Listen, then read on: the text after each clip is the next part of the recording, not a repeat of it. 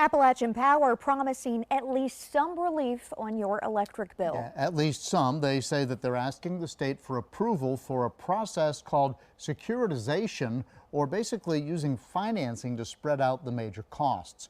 10 News anchor Samuel King breaks down the process and when you might see some relief. This past winter's temperatures and storms were pretty brutal for power customers. They're like crazy, like what going on?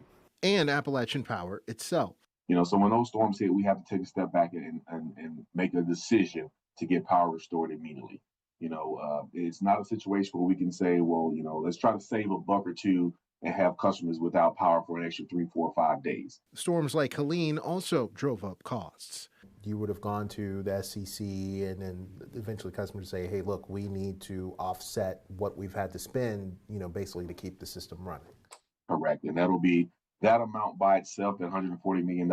And that's where securitization comes in. Appalachian Power is seeking state approval to issue more than $1 billion in bonds to cover the cost of those storms and of 2 power plants that customers already cover in their monthly bills. It's something that, eventually over time, these costs will be recovered, but we're trying to find immediate relief for our customers now.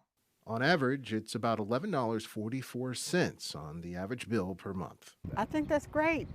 Could be a little bit more. I could use a little bit more, but yeah, anything helps. Delegate Jason Ballard of Giles County was one of the lead sponsors of the bill, allowing APCO to explore securitization. He says more still needs to be done. Bills right now because people are suffering. I've heard stories about in excess of $1,000 electric bills that people are paying on homes that are not very big.